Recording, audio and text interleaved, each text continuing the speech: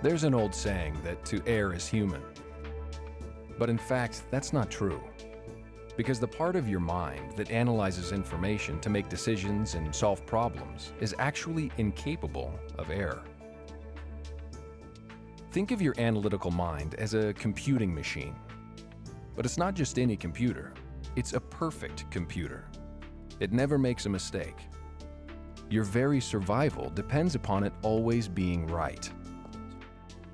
But its solutions are only as good as the data that it computes with.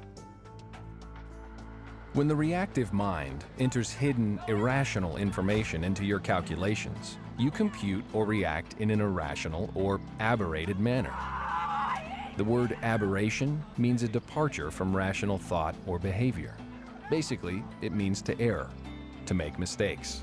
Oh my God! Please don't throw that! Please! Please don't throw my guitar, Morgan! My God! Why did you throw my guitar, Morgan? Your analytical mind doesn't know its calculations are being corrupted by this irrational data. In fact, it doesn't even know the data exists.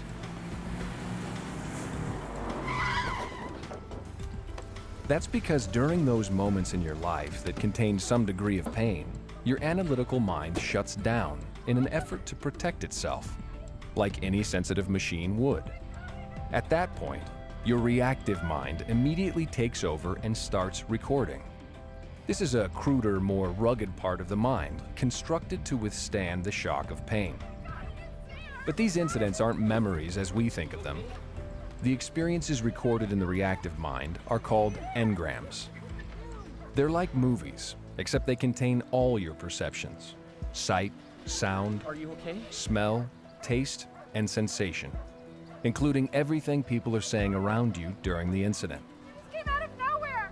Engrams are complete recordings, down to the last accurate detail, of every perception present in a moment of pain and unconsciousness.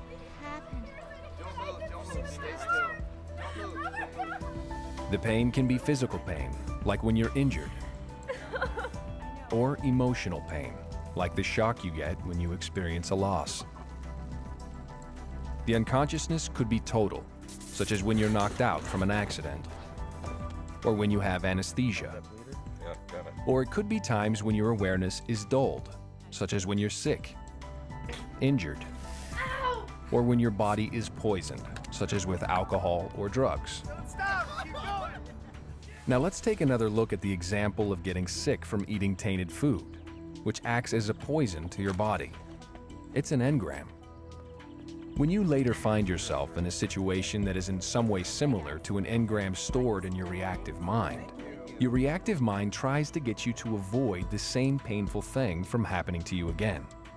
But it does so in a very crude and irrational way.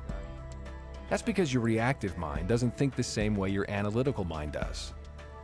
Your analytical mind thinks rationally. It compares things and sees the differences between them.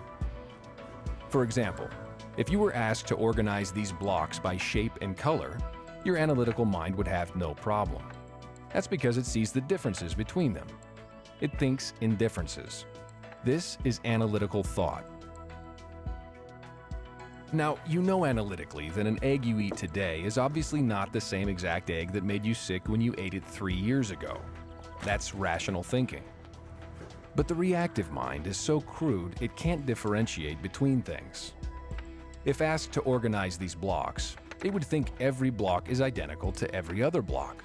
It thinks anything is equal to anything else. This is called reactive thought. To the reactive mind, if a bad egg once made you very ill, all eggs you eat after that will also make you ill. This is because to the reactive mind, they're all identical. It can't tell the difference between the two eggs, or between now and then. But this goes even further. To the reactive mind, any piece of information in a specific engram is identical to every other piece of information in the same experience. For instance, let's say someone was playing the tuba while you were sick from eating an egg. To your reactive mind, every egg is identified with every other egg, and all eggs are identified with the feeling of being sick to your stomach. And feeling sick to your stomach is identified with the sound of a tuba.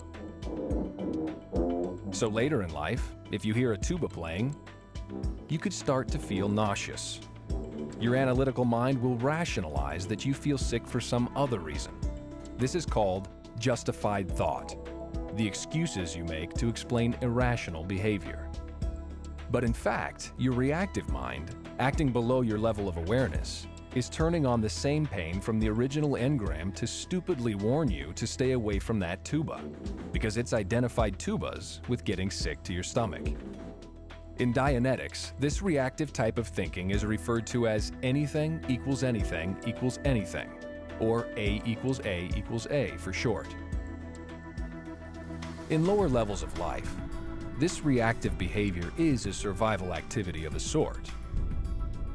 When a fish is injured, his reactive mind records all the perceptions regarding the injury. And whenever these later appear in his environment, his mind will make him run away. But in a human being, this survival mechanism has long outlived its usefulness, but it's still there. What if it's not merely an egg that you're being irrationally warned against? What if it's someone you know? Or something you do? No, I'm fine. Or something you want to achieve? Your reactive mind operates solely on a stimulus-response basis. It's attempting to aid your survival, but its wild errors are actually just suppressing your efforts to survive.